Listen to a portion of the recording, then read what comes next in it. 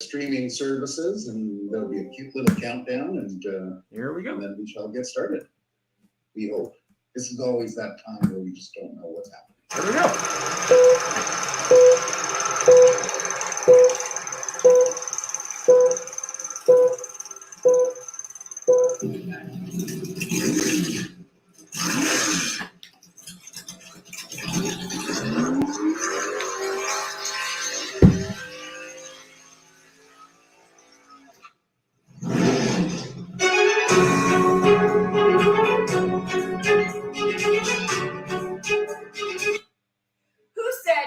Teach an old dog new tricks. Hi, I'm Gail Rubenstein, the founder and CEO of a company called Retail Resilient Social Selling for the Car Industry. And we help auto dealers, auto agencies, and vendors in the auto industry sell more cars, service more cars, and make more money using our social selling strategy.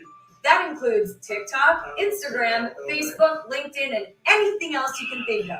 So if you're looking to invest thousands and make millions, we're definitely the social selling company for you. Like I said, who said you can't teach an old dog new tricks? If you run a service drive, you know these days first impressions matter. But when your advisors are tied up with inbound phone calls, they tend to neglect their other, more important duties.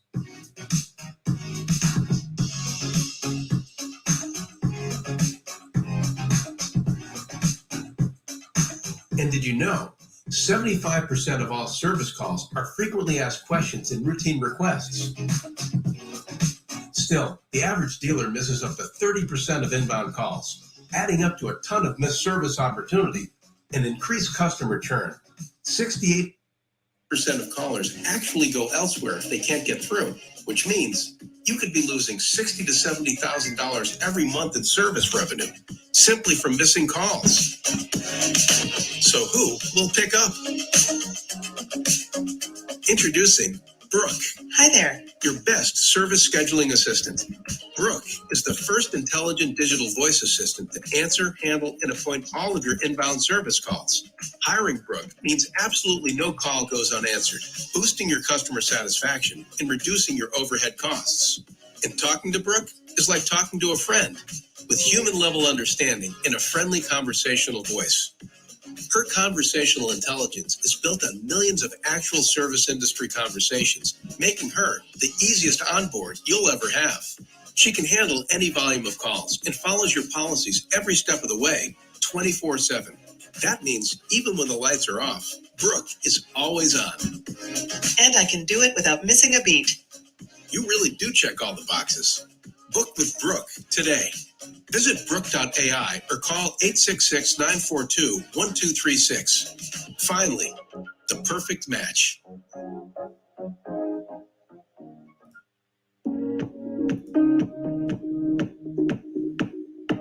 Welcome to Loud Motorsport. I'm Crystal, the general manager here. So we're always hesitant bringing someone new in, especially with COVID and bringing a new company in and trying to get that launched and getting it launched the right way without having someone in store. Rapid Recon was able to give us the communication and the support that we needed from day one. Very fast to respond. It made it seamless from start to finish. Anytime that someone talks about a low volume store, they think that you can just walk around and not very many people to track down to get approvals. That's not the case. If we want to get the car through the process, we still have jobs to do. We still have customers to help. And this really puts it right at our fingertips and allows us to approve it instantly, even if we have a customer sitting in front of us. Since bringing Rapid Recon on, we have really improved our sales. It's allowed us to get the cars to the front line a lot quicker, which in turn gives us more volume. So we went from an average of 75 a month to now averaging over 100 just in a short amount of time. I would recommend Rapid Recon to anyone that is even remotely thinking about it. Thanks for stopping by today. For more information on Loud Motorsport, you can always go to loudmotorsport.com or stop in here in Minerva, Ohio. We ship all over the country.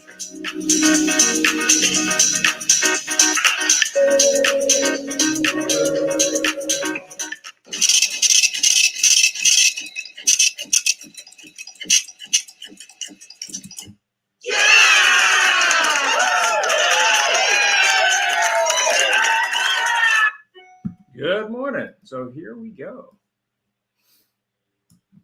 Morning, everybody. Well, it's quick there. So we have a bit of a long lead in. We owe everything for this to our sponsors to allow us to pay for the high tech stuff that we have. So thank you for your patience, and we're going to get started here now. All right. So this is Jeff's comic, so maybe he could talk a little bit about it. Well, very interesting. This comment is today's about the metaverse. The title's that maximizing advertising in the metaverse, et cetera, et cetera, et cetera. Just like we proved, for those of us who've been around a little while, Don, you'll certainly know this. In the old days, it was whatever day it was, you sat down, did your ads, and there was the blowout sale, et cetera, et cetera, et cetera. And then, of course, we went to online advertising, and same thing here, the same stuff. And of course, now this whole new experience in the metaverse, will this turn into that? So I found the cartoon quite entertaining. And there's a number of different books on the metaverse. These are just 3. So if you're curious, you can definitely look up. But these are 3: Snow Crash, Neil Stephenson, Marching Towards the Metaverse: Strategic Communication Through New Media, and Matthew Ball, The Metaverse. I guess kind of the trippy one. How it will revolutionize everything. So those are a few books on the metaverse. So go ahead with our disclaimer, Jeff. So the views of our disclaimer is, because we have some stuff, and I apologize for that little bit of a lead-in, because you never know how racy it gets. But the views of the guests and the audience comments of the Auto Hub Show are purely those themselves and don't necessarily reflect those of the Auto Hub Show, Ian Nethercott or Jeff Polo. While we do our best to direct the commentary of the participants, we advise our viewers that there is a chance that something could be said or shared that may be concerning to some individuals. That's the brief one. If you'd like, please read our disclaimer online for all the in-depth legalese. And now we're getting into the Metaverse show. So go ahead, Jeff. So thank you for joining us to our Metaverse show. It's very interesting. The Metaverse, we have some incredible experts on here today that know way more. The bottom line is I know nothing, and Ian knows a little bit more than I do. But I found this meaning of the metaverse, and the term metaverse it's a portmanteau that combines the world's words meta and universe. It's used primarily to refer to an anticipated future iteration of the internet that's often hailed as Web 3.0. The evolution of the internet is expected to see the rise of online 3D or virtually integrated environments that provide users access to virtual reality and augmented reality experiences, which really is quite very interesting, because I found that once I read that, I understand it that much more. But it makes more sense. The thing that made the most sense to me was the Web 3.0. And joining us today, speaking of Web 3.0 Metaverse, are some great people. Metaverse, please excuse me. First of all, the person who was wildly hailed as being the first dealer to sell a car in the Metaverse is Brian Kramer, General Manager of Germain Toyota of Naples,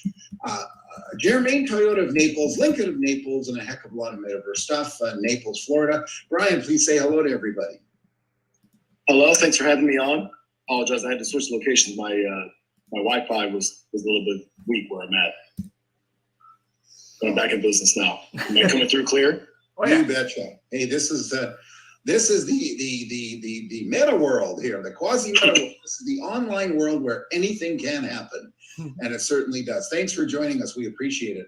A guest who's been here before is Monica Aurora Beers, the founder and CEO of Digital Monk Marketing in Calgary, Alberta. Monica, thanks for joining us. Say hi, introduce yourself. Hi, I'm Monica. Thank you. You did a great job introducing myself, so thank you. Perfect. Next, we have somebody new to the Auto Hub Show and a real thrill to have here, which is Shay Richburg. She's the co-founder of the FutureWise Group. She's a futurist and a lot of metaverse stuff too.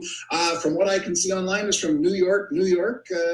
Shay, please say hi and thanks for joining us. Jeff. Hi, everyone. Hi, it's nice to meet you all. As you explained it, co-founder of FutureWise Group and the executive producer of 2 Metaverse podcasts. So I'm excited to be here with you all today. Thank you for having me. Thank you. I haven't had a chance to tune in and look them up yet, but do you do them from the Metaverse? No, I don't. I'm still in the real world, providing information about that virtual world. Well, thank you. We look forward to getting this started and hearing more. We have another new person to the Auto Hub show, Brooke Furniss, who's the president and founder of BZ Consultants. BZ in the States, yes.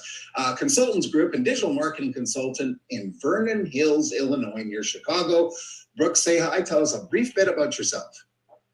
Yeah, thanks so much. I'm super excited to be a part of this and join all of you and your incredible, brilliant human beings on this. And yeah, you pretty much said it all. I live in Illinois and just here as everyone here, just to move this industry forward and move everyone forward. So that's in a nutshell what I do. Perfect. Thank you so much for taking the time to be with us. We know you have podcasts, and I saw a little bit this morning, and it's great to have you aboard. And last but not least, is Gail Rubenstein, who's the founder and CEO of Retail Resilient, social selling for dealers, and I believe from a large city called Stuart, Florida, if I got it right, which is actually not last but not least. Because go ahead. I think I'll introduce our next guest after. I think we lost him. So Yeah, go I ahead, think Gail. we just lost him, but thank you for the intro, Jeff. No problem. And then we got Don Graff, also from Florida. Maybe you can speak a little bit too, Don. Hi guys, Don Graff. I'm in Bonita Springs, Florida. Don Graff Automotive Advisors. We help dealers become more profitable. That's what we do. Fantastic. So first question for everybody: what the heck is the metaverse? Let's start with our resident expert, who's actually, my understanding, is delivered a car in the metaverse. Let's go ahead and start with. Where are we at here? 1 second. We're gonna start with Brian Kramer. So go ahead, Brian. So I think it's still being defined as to what it is and I guess what it isn't, but it's an interconnected group of spatial, three-dimensional, two-dimensional worlds that it's built on a blockchain platform of NFTs and crypto and virtual reality, augmented reality, digital wallets, and everything in between. So what got you so interested in it? I'm just curious from a car dealer perspective. I was actually trying to talk my new car director out of wasting his money, and I had to have a sit down with him and pulled him into the conference room, and he showed me the amount of money in his digital wallet.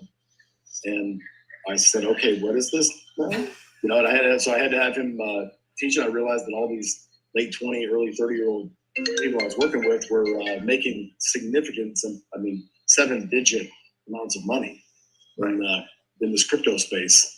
So it quickly got my attention. Ironically, I'm in the Bahamas right now. Another meeting, and it just so happens there's a crypto convention. So we crashed it last night and bumped into a bunch of these NFT producers, and it was a very interesting thing because there's a bunch of Metaverse people here. It's like the first event for this, all these Bitcoin people from all over the world. It just happens to be in the hotel I'm staying at. Wow. So I was able to pick a lot of their brains last night. It was very interesting. But it's, all these people are 15, 20 years younger than I am. And I guess they're reverse mentoring me. Oh, wow. Interesting. Jeff, I'll let you take over the question. No problem. So actually, I'm going to turn to Shay on that question. What the heck is the metaverse? Because now you're like, he's the car metaversey person. And actually, what's the metaverse? But I have another question. What the heck are NFTs and what was the bit? What's the thing? Blockchain. I know it, but tell us more. Okay, so for me, the metaverse is a digital economy where people can go and engage with one another. They can trade, they can sell items on this online world.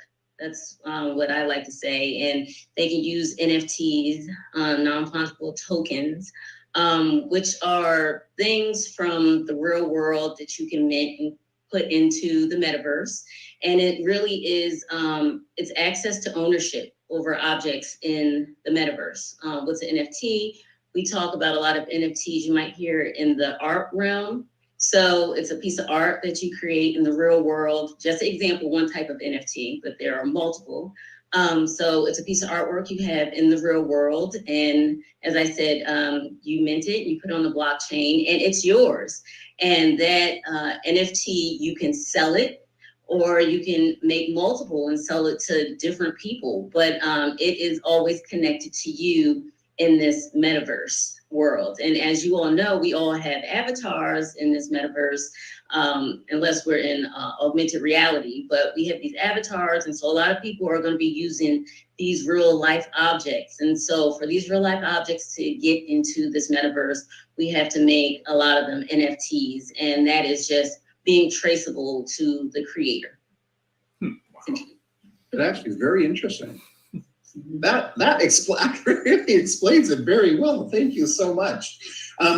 So, Brian, as we already said, you've been wildly acclaimed to being the first dealer to sell a car in the metaverse.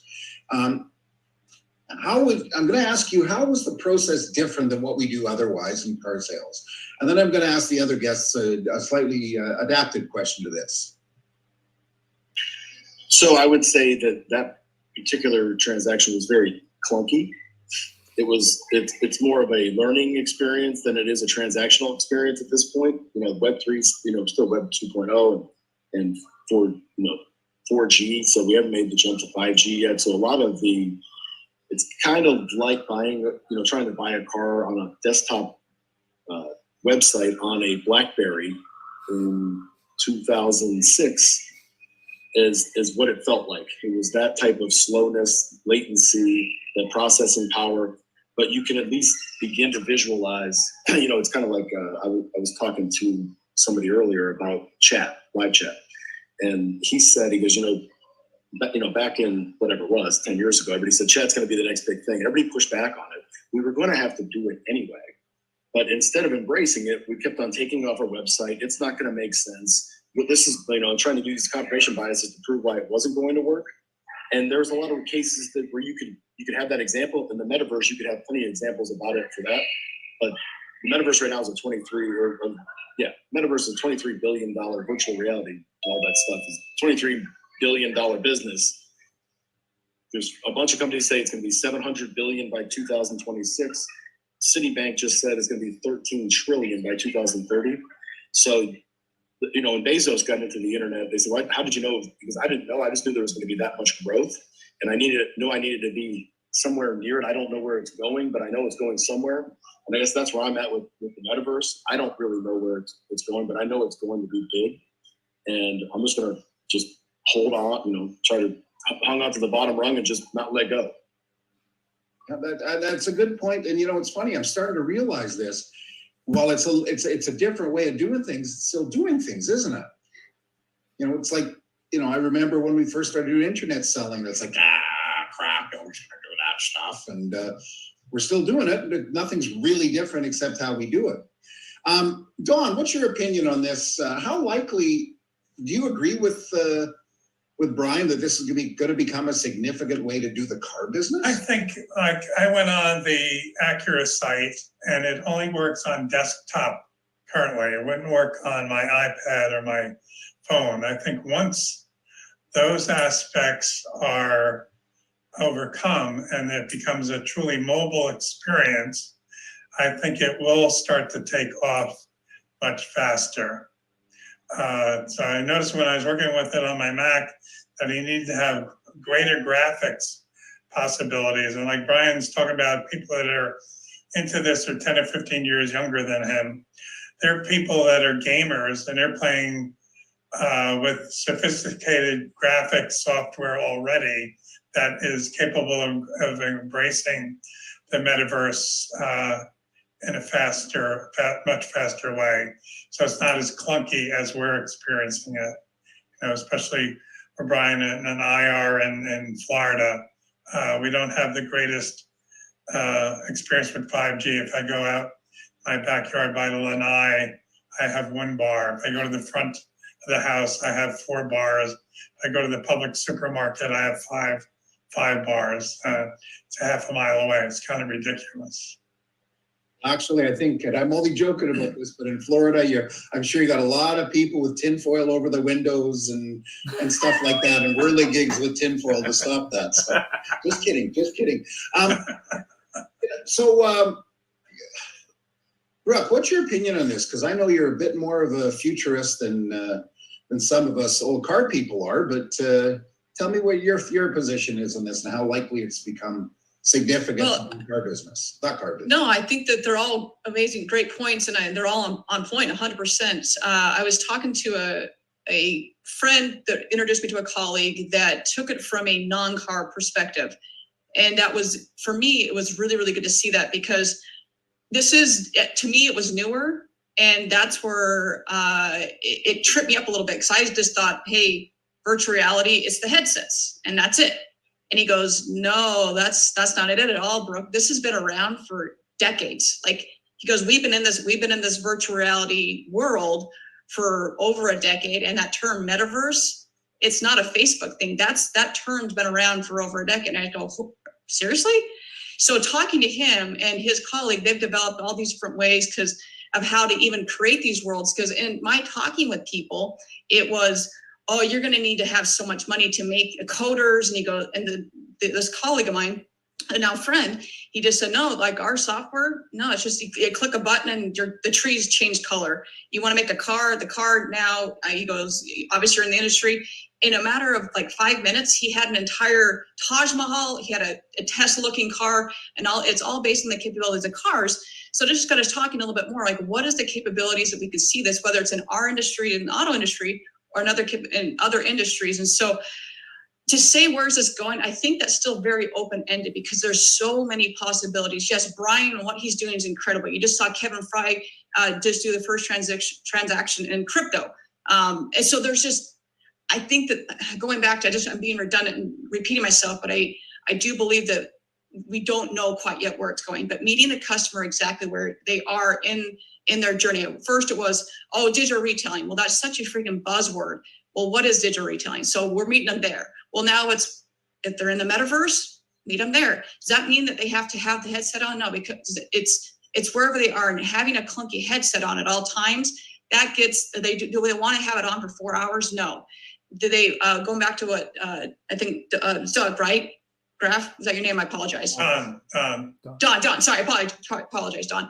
What Don was saying is that whether it's on mobile, whether it's on desktop, whether it's on the headsets, wherever it is, meeting the customer exactly where they are at the right point, at the right time, with the right message, that's really what I see it going. So whether, taking it one step further is, so we get a car and go like DVDs, you got the little token to say, hey, now you can stream it online, you can watch it online. I think cars will be the same thing. Like the fixed ops portion of everything is huge, right? So being able to purchase your parts and your fixed ops, that's going to be a portion I would see the auto industry going that way, is saying, hey, I see a Mercedes behind on is saying, hey, I got this Mercedes. I really want I didn't get the floor mats with it, or I didn't get this really cool, accessory with it. Having the ability to then purchase that in the metaverse, that's big. Or being able to, actually talked about this, the show that I did was like 2 hours long. We had to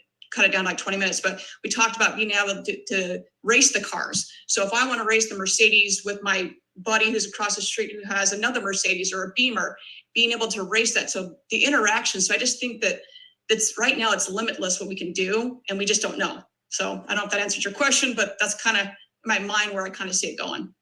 That helps a lot. Although I have to say the Mercedes behind Dawn is actually the first car that was done in Bitcoin transaction. It came from Colombia to the south of Florida, and it was full of something else. But moving right along, Monica, your opinion on this? How likely is this going to become a big thing in the car business? It's 100% going to become a big thing in the car business. It is where the future is. It's where people are going to be shopping for vehicles and other retail items. What Brooke just said, I think she's dead on.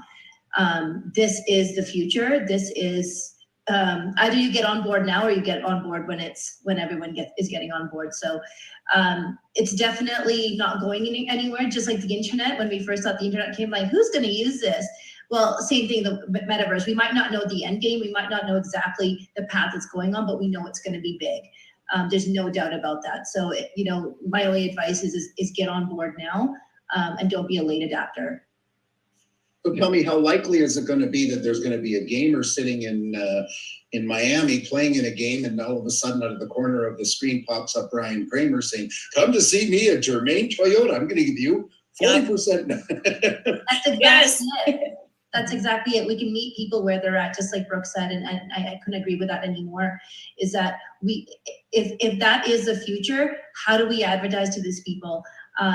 We have so much information, we have so much detailed targeting about these people in the metaverse. It just seems like a natural fit for advertisers and a natural fit for car dealers as well. Any really retail store to show up and talk to their audience so directly. It's not a cold audience anymore; it's a warm audience, which is a dream for marketers. Oh, for sure, that makes a lot of sense. Thank you very much, Gail. So tell me something. Are we going to be seeing Retail Resilient popping into some normal human being? I won't say gamers because they've been in virtual reality for a long time. But where do you think that's going to affect your business? Yeah, great question. So, we're social selling for the car industry, and we do all things on social. And so as this metaverse kind of popped up, I thought it was interesting because to me, it's a functional economy, right? Like it's a functional VR economy where with the exchange of goods and services. So I do think I kind of agree with Monica and Shane, everyone, like you got to transition, you have to move through the processes. The dealers we work with have started to ask us, like, what do I do about this? How do I use this system? How would you set it up? So from our standpoint at our business, we're probably going to put together like a best practice. We always do best practices for TikTok, best practices for Facebook, best practices for Instagram. So we'll eventually have something for the metaverse as we get to know more about it. But I could probably sit and pick Brian's brain. Like if he gave me an hour of his time, I would love to pick his brain for an hour of like all the nitty gritty details of what they went through to get that whole system set up. But yeah, it's just something we're going to add to our portfolio of services. And I think most marketing companies, agencies, or in our case, like we're a school, are going to eventually have classes for it to teach car dealers how to do it. I have to say that the opinion I'm getting now is the metaverse is going to become is going to allow the resurgence of the old car salesman 6-position sell of a presentation of a car in the metaverse. Ian, take it away. You're right. Yeah, that's accurate. Really interesting. What is the difference between the metaverse and alternative reality? Let's start with someone different. Let's start with Brooke on this one. You're saying between all, well, I'm knocking my mic. Alternative reality and the metaverse. So or AR, VR, however you call it. Well, there's difference. So you've got when you're talking about metaverse, there's the metaverse. Then you've got VR. This is the actual, headsets and whatever. So there's all different types. So I guess the question with that would be, are you looking at going in on a desktop and creating your virtual world, and then your actual virtual world versus having the headsets on? Is that what you're asking? Yeah, I mean, when you're looking at, I'm looking back to what was virtual reality back in the day, and now obviously it's more environment centric, and it seems to be more gamer centric, being that's sort of how that evolved. But what's the difference from a layman's point of view? Like, what do you think? So I would say when you're making, and Brian can, I'm sure, speak to this as well, or anybody on this panel, to be quite honest, but from my understanding is that when you're making any of these worlds, it's so much easier, from every expert at this point from whom I've spoken, is that when you're making it's so much easier to do it on whether it be a desktop or a laptop, whatever, because it's just easier to do that. And you're not going to be wanting to make it with the actual headset on. It's just, once again, it's clunky. You don't be wearing those for 4 to 5 hours while you're making it. It's just easier. Once you're in that, then if someone goes into the world, you can, talking to someone on Friday even, and every Friday he goes to a concert in the metaverse. Now he can either do that on his device or on his headset. But he goes, if it's like a 3-hour concert, I'm not going to do that with a headset on. I'm going to do it. We all get together on Friday and we watch this concert because I do it on my actual computer. So those are the difference between actually going into the world with the headset on or on the desktop, laptop, wherever it may be. I hope that answers your question. Hopefully. Brian, what do you think? So, all this stuff is a different building block of, of the metaverse. But there's all this technology about to come out. I've got these Ray-Bans right here, and these Ray-Bans, if I put these things on, I don't know if it's turned on, but if I put these things on and I hit this button, that light that's on, I'm recording this video as I'm walking around. This is connected, tethered to my Facebook account. And looking So it goes into cool at Facebook. the same time. Huh? And looking cool at the same time. But this is by Ray-Ban.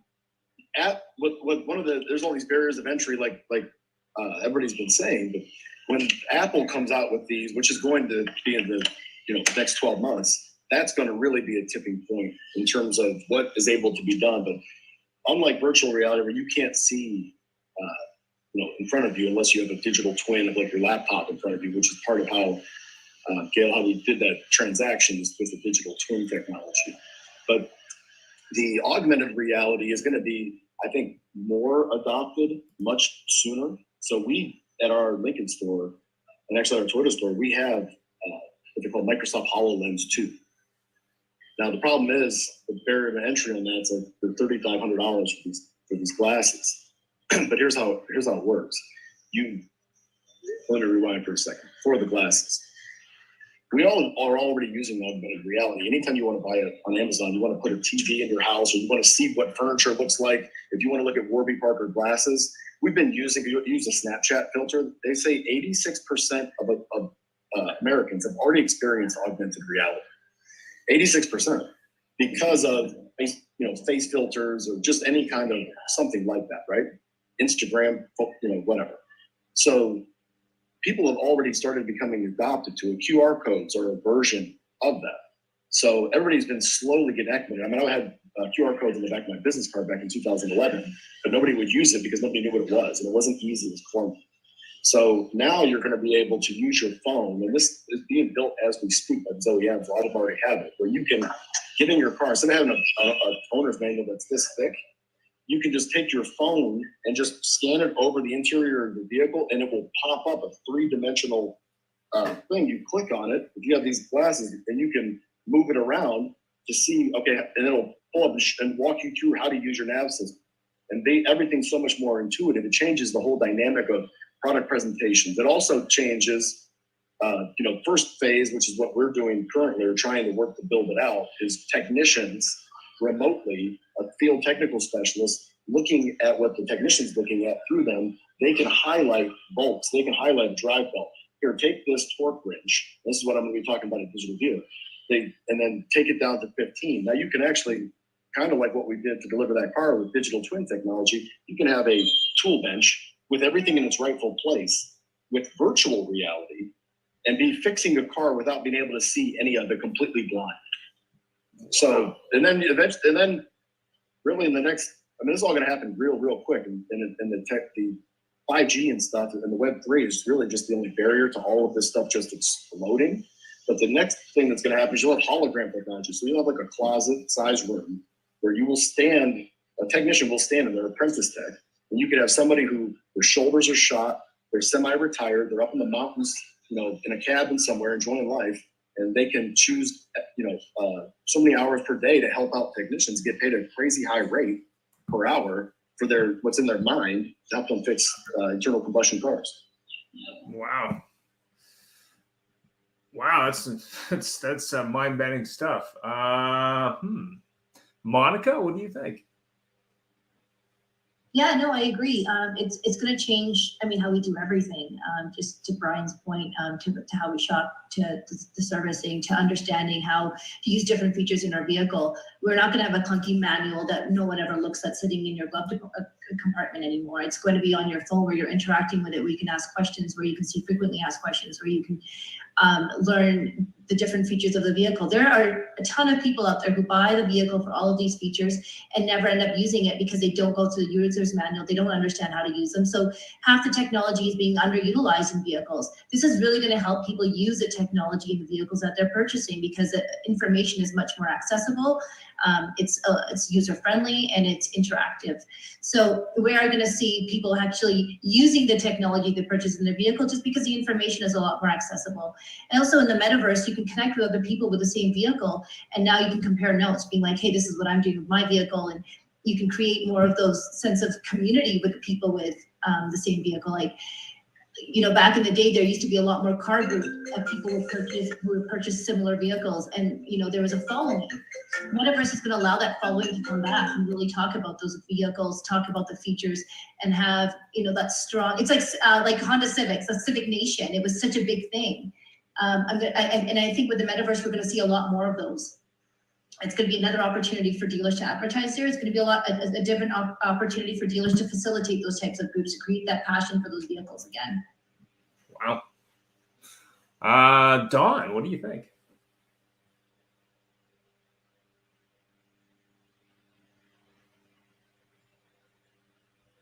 You're muted. I think it's on mute. There, now I can enhance my own communication with the community. That was the point I was going to try and make. So what do you think about VR versus metaverse? I think more people will be embracing the metaverse. It's more dynamic. There's more things you can do with it. There's more creativity. Okay.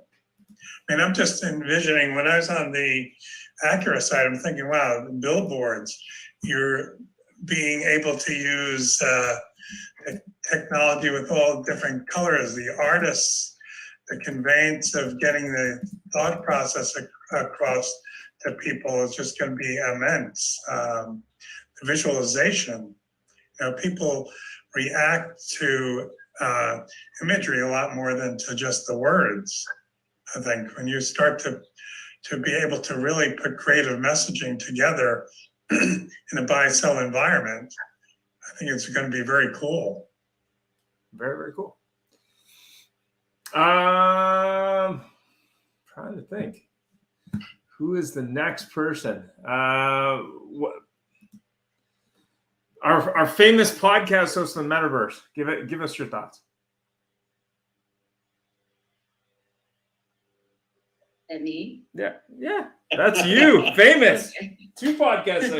We have to apologize. Ian's had a rough week. As we said, he got the flu, so his brain's just winding go back up. Mine has always been where his is right now, anyways. Go ahead. I think this is the obvious next step. You know, what everybody is saying makes sense. Everything is clunky now, but you know, there are car companies working to meta mobility. Car companies are, BMW has made a digital twin in the metaverse of their actual factory.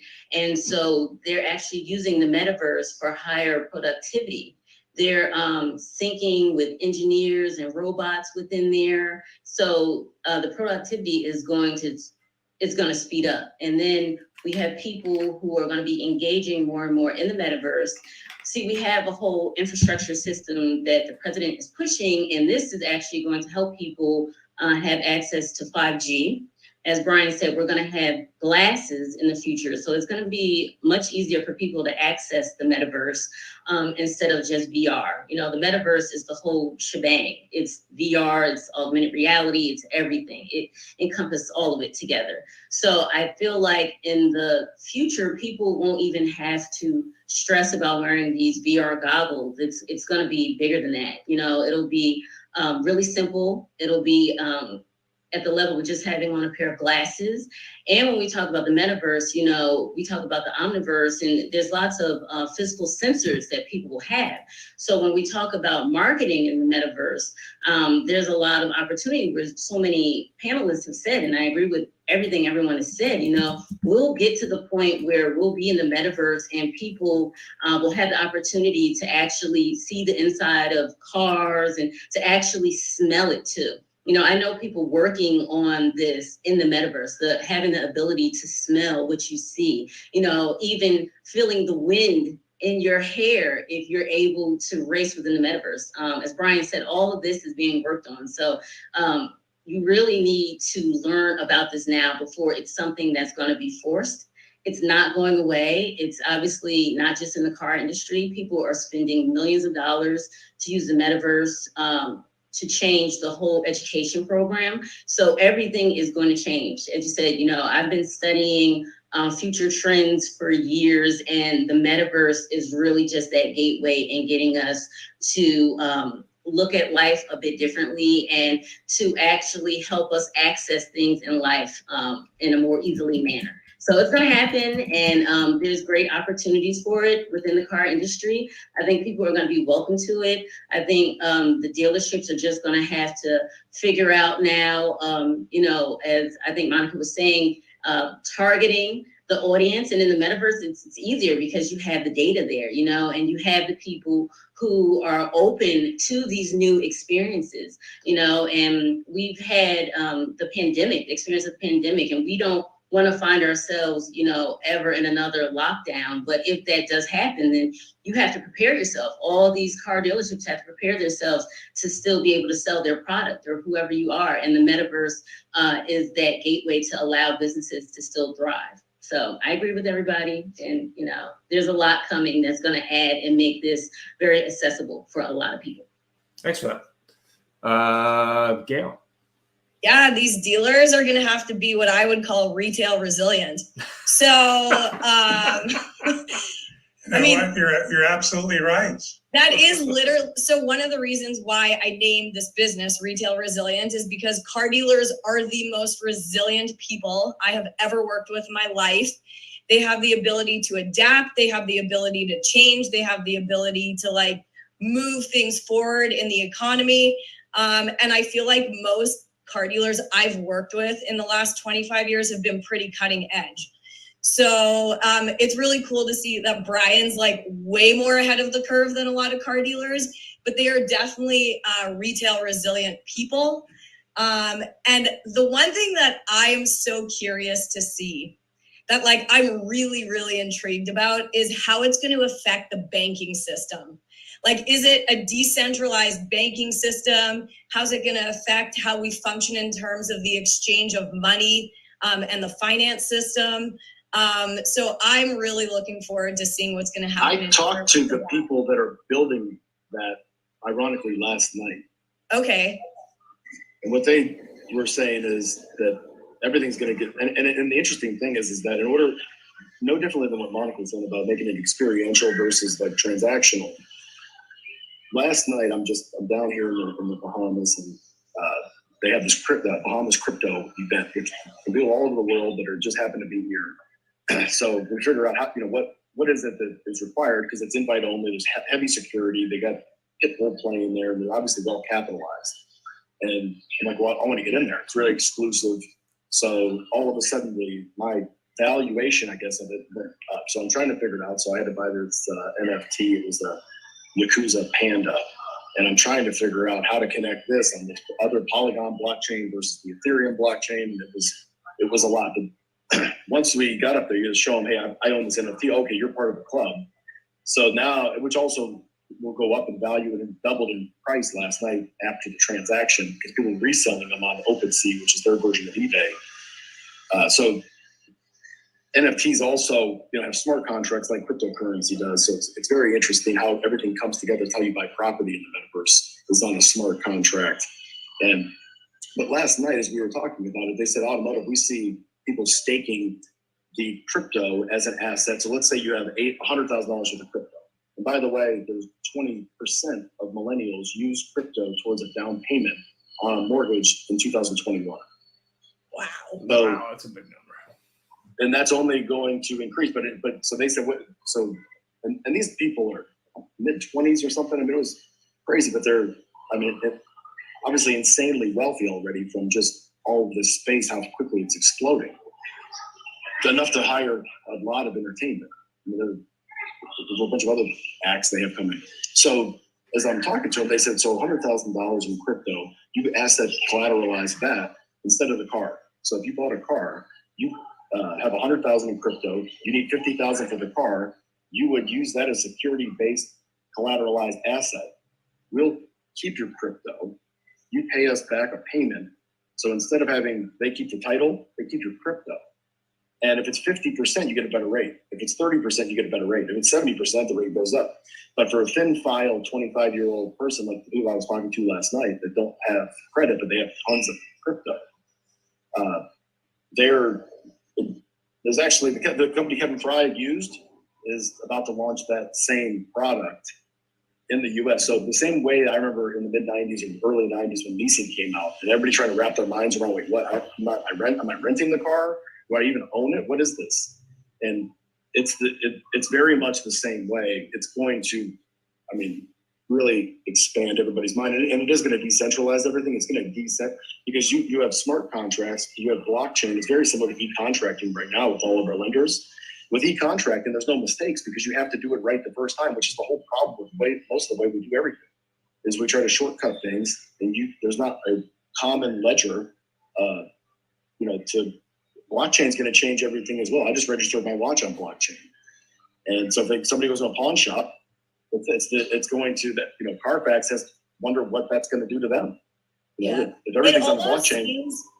Brian, it almost seems, or for everyone, that like it's from a monetary perspective of like a decentralized banking system, it's shifting the power from government to the people, where the people are going to almost control the what's going on with the money in our economy, and it's just going to pull all that control away from the government, and it's starting to work.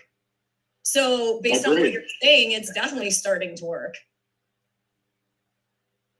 The people I met last night were more, they were so over my head, and they were so intelligent, the way that the things they were talking about. But I would I don't even know these people, but I would trust that. I promise you, they know more than a lot of people in Treasury do about financial systems, or at least mathematics. Wow. Thanks for that. Jeff? I don't know how to follow that question. Here a little bit and go and sort of do a little bit of car people talk here. So when the internet became a big deal for customers to shop and interact with dealers, it all came to this craziness in the dealership. It's like the old days of phone lead. And so you had people in the dealership that were, some dealers were round robining their people, just letting whomever's up it was to handle an internet lead. Some made an internet sales department. What manner of chaos is this going to cause in dealerships as to who's going to handle the customers? And I'll go to Gail on that first of all, and we're going to move through the car people first, then go to Brooke, who's car and other stuff, and end up with Shay on it because she's going to have a different view. Gail? Well, in my world, all the salespeople are going to go to our school and we're going to teach them how to do it. But that's in Gail's world. That might not be in everyone else's world. So Gail, what you're telling us is in your world, they're all going to come to you so you can go to the next convention that Brian met those people at. And we're going to train the salespeople to handle the leads, handle the metaverse. So that is what we teach them now. We teach them how to social sell. So how do you start a car deal on Facebook, and how do you close a car deal on Facebook? How do you start it on TikTok, and how do you close it out on TikTok? So whether it's the metaverse, it's the same thing, right? It's how do I start a car deal in the metaverse, and how do I close it and move the customer through that sales process using a virtual platform. And that is literally what we do. So in my world, we would just help them and teach them how to do it. Well, Brian, I'll jump to you on this one then. And you're ahead of people on it. And by the way, I have to congratulate you because A lot of people in the car business say, yeah, I did. The first thing you said was my new director wanted to do this. And that was good. Good for you. So where do you think we're going to go and who's going to handle this? So to that point, I always sit down and ask my team about it because I come up with some really crazy out there ideas. Don has walked into our dealership and seen us in the conference room, and we debate, and it's expected that we confront each other and call each other out on what's not going to work before we make fools out of ourselves. And there's nobody, they better call me out on it because I throw some really abstract things out there. And if they already know that if there's a landmine, they need to tell me about it. Not just sit there and go, yes, which they never do, but just say yes, okay, we'll try it because they don't want to hurt my feelings. It's quite the opposite. They are very critical, as they should be. But to answer your question, I agree with Gail, and I agree with what Brooke said earlier. We need to meet the customer where they are, and I look at it like this. I look at it like all of this that you're talking about, internet, metaverse, social selling, is all part of a plumbing system. And every time you have plumbing, if I add extra beds in the back of my backyard and I want to put some trees out there and put some mulch around it, I'm going to run my sprinkler system, tap in the main system, take it out there. I might put 3 sprinkler heads out in that bed, and that's it. So the plumbing's already built. So what we did with digital retail over the last 3 years allowed us to build the plumbing. Because why are you doing this? Because 2% of the people want to do this. You spend all this time doing this, but now we've got it built so that I don't see it being any different. It's just another source of a lead coming in, and then it just comes down to the same way we handle, no differently, Gail just said, everything else. Great, thank you. Monica, you have client dealers that you advise on this, and something I've picked up today, a big deal I've picked up today is, as foreign as this is, it's going to be just another way of doing business. And it sounds like it's going to come really, really quick. How do you advise your dealers, and what's your opinion on how they should handle the leads coming in? Well, I think it's getting them on board. There has to be a buy-in first, right? Because there's a lot of dealers who, maybe aren't as progressive as Brian is, and understanding that this is the direction that we have to go. So it's actually just educating them first on understanding that this is a direction that this platform is going, and dealers are going to have to follow it, because otherwise you're missing out. It's a huge opportunity. It's a huge opportunity for all retailers, and especially in automotive, because now we can be interactive online and create an experience that that you can get online without being in the dealership. And actually a very enhanced online experience, probably in many ways easier than a dealer experience. So it's one of those things that we have to educate our clients, understanding why you need to be there, how important it is for the future of the dealership and business, and then finding the steps there to get there. So it seems very overwhelming at first when you talk to dealers about it, but when you break it down and you're showing this isn't going anywhere, when you have these huge investors going into the metaverse, it's going to be big. Microsoft is not going to be investing, one of the biggest investors in the metaverse, if they didn't see a future in this. So I think it's really leaning into the educational part with the dealers and explaining that this is the future. That makes sense, of course. I think back to the video we ran before we did the live show of Bill Gates sitting there talking to David Letterman, and there was a very fresh-faced young kid wearing the same sweater he probably wore last week. And so I know we even today we still have dealers that are saying they don't want to do a digital transaction, that the internet just take the lead and phone them and move on. How are we going to combat this resistance to this? Because it's very funny, because as I already said, I have a different view of this today, literally in this last 45 minutes of talking to people, than I did beforehand. So how are we going to combat that narrow-mindedness? Hey, Jeff.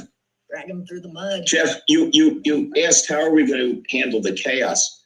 I don't think there's going to be chaos. I think with every situation that ever arises, it's just a matter of what kind of processes and what kind of culture the dealer has.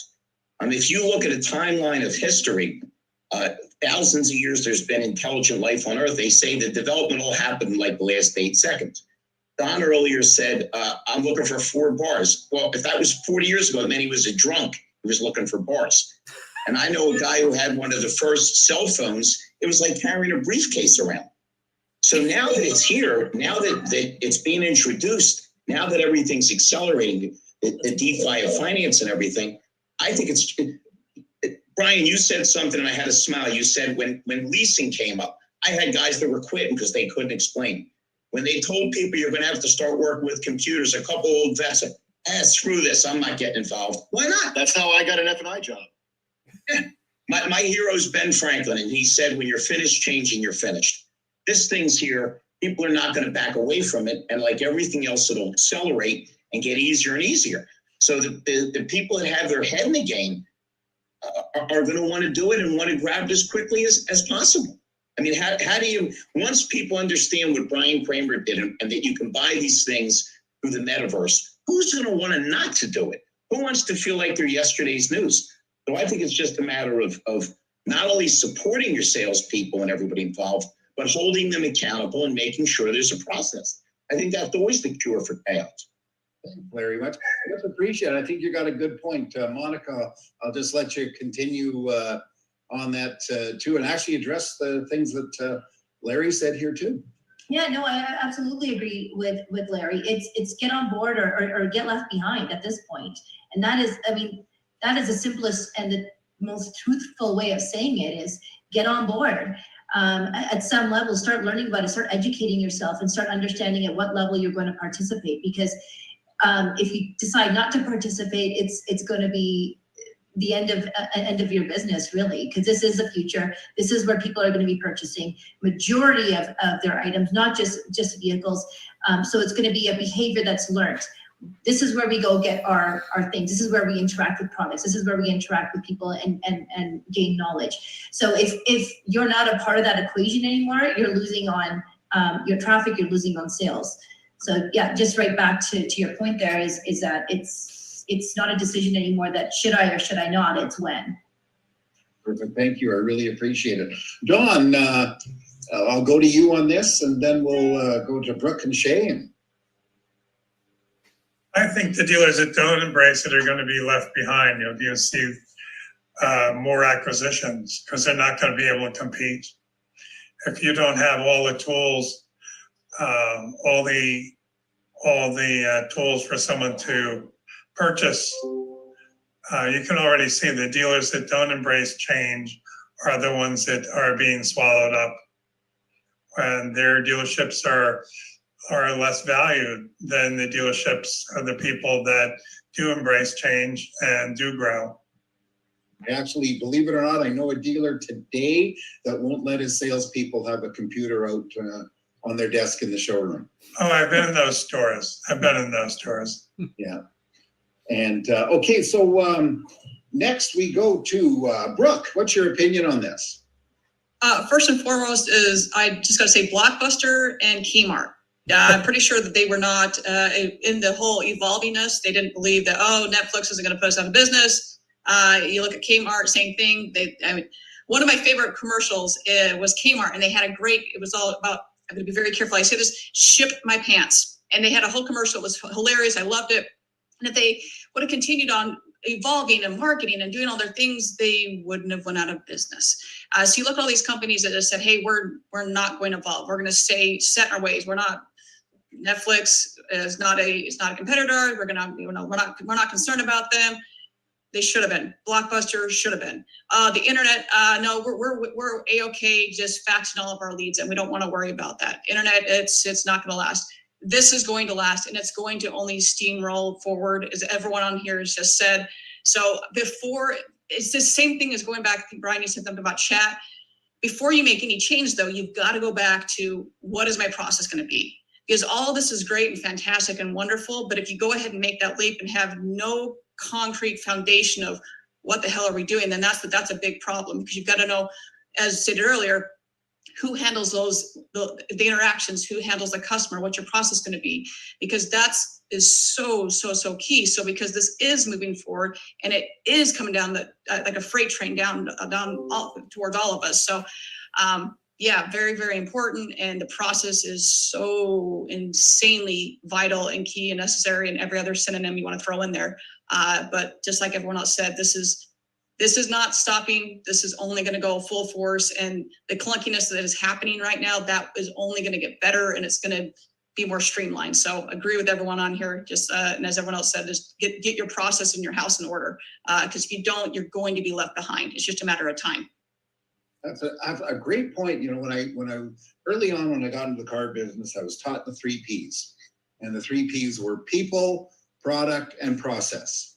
But these days, it's going to turn into process, product, and people is kind of my guess. And thank you for that comment. And Shay, now we got the non-car person moving into the car people. And how do you think dealers should be handling this when they're getting, and I don't want to call it a metaversal lead, but it's going to be literally somebody sort of, in my opinion, maybe I'm wrong, coming into your virtual showroom and going, waiting for the salesman to go and handle them. Person. Oh my God, I'm so bad. Jay. Well, first of all, like everybody said, I think a lot of people are going to be excited to move forward with getting their dealerships in the metaverse. I don't think it's going to be as chaotic as some people might assume it'll be. It is all about training their staff. And, I work with clients, I get clients in the metaverse. And so one thing that I have to address, once a dealership understands the importance of having presence in the metaverse, it's really important to understand your location, your size, and visualization of your dealership while in there. So that means, where do you want to have your location? Do you want your location next to a museum that's in there? Do you want your location in Decentraland or in Sandbox? So all of that on the metaverse side is very important on where a dealership would put their location in there. You really want to have your dealership location in a prime area where a lot of people will really have a lot of heavy traffic while in the metaverse. But it's something that I think a dealership would help, not just themselves, but their staff members too. We always want our team to be heavily invested and knowledgeable of the latest trends and things that really connect us to one another. And if we're not involving ourselves in a method to stay connected with different groups of people, it's a huge disservice to yourself and your business, regardless. And I did hear you guys say how people in the vehicle industry, are very resilient, and I'm sure they are. So I think there'll be very little pushback as soon as people understand the importance and what they'll be missing out. But once they do decide to make that jump over in the metaverse, it's important to sit down and talk to people like me and get a good understanding on, as I say, your location, the size, what it's going to look like. All of that is really important once you make that big leap over there, and that will trickle into your product, financial status in there too. So that's the other side that people have to understand, that big component once they get in there. But it's not going away, so jump in now once you have more real estate options. I'll say that because I'm in the metaverse so much. It's a good time to jump in now. It's cheaper now. You have more say as to your property because there's more places available, and all of that is going to change. It's changing every day. People who are in there right now, it's pretty amazing. You can go to Snoop Dogg Land, you can go to these amazing museums that's in there, and you want your dealership right there. When people come out and they come from, these amazing fashion shows, and then to see your top line automobile right there, So that's the marketing of the future. All of that is going to really make the car dealership of the future, as Brian is already in there. So that's my 2 cents. It's also to your point, it's going to change everybody who's on this panel. The way you train, it will change everything you know about training and learning and education. It's going to be explosive. It is. So good times, and it's fun. And I'm sure Brian can tell you, and I'll tell you, the metaverse will blow your mind. It's a lot of fun. I'm a speaker in the metaverse, and I can tell you guys, it's nothing cooler than speaking to a big crowd in my avatar. I'll tell you that. So it's going to blow people away when they're selling cars in their avatar, and talking to people. It's a whole nother dimension, that you really have to experience. And once people get in there, the consumers, they're going to love it. I guarantee you. So it's not going to go away. Embrace it because it's fun. It's just the next level of opportunity. So, yeah. Thank you. I really do appreciate it. And we're getting down to near the end. And I picked up on a couple of things. One is it's a big deal, but it isn't a big deal. You know, it's just learning how to use it. It's just going to be another way to do it. Another one I picked up is what Brian said is there he is. He's got all these people that live in the virtual world with virtual currency, with gobs of virtual currency, and they still have Pitbull there at live instead of a virtual Pitbull. And so that's a great thing. I thank you all for joining us. It was tremendous. Nice to meet everybody, hearing great things. At first, I was also quite jealous that Brian's in the Bahamas, but then I realized up here in Vancouver, we have Whistler, you know, an hour's drive north of here, and we go there like nothing, and people in Florida just go to the Bahamas for the same thing. Ian, I'll turn it to you to close off and have for final comments. Yeah, great show. Learned a lot about the metaverse. Really looking forward to future shows on the evolution of, I guess, the process of selling everything. And really thanks to everybody for joining in, but more importantly to putting in their thoughts, because I think it's a brand new world, but more importantly, it's changing every day. And there's a lot of information out there that people aren't even looking at because they're afraid of change. And I appreciate everybody really reinforcing the fact that change is not a bad thing. And have yourself a great week, even if you're in the Bahamas. Thank you. Thank you, everybody. Thank you. Bye now. Thank you. Bye. Virtual and virtual.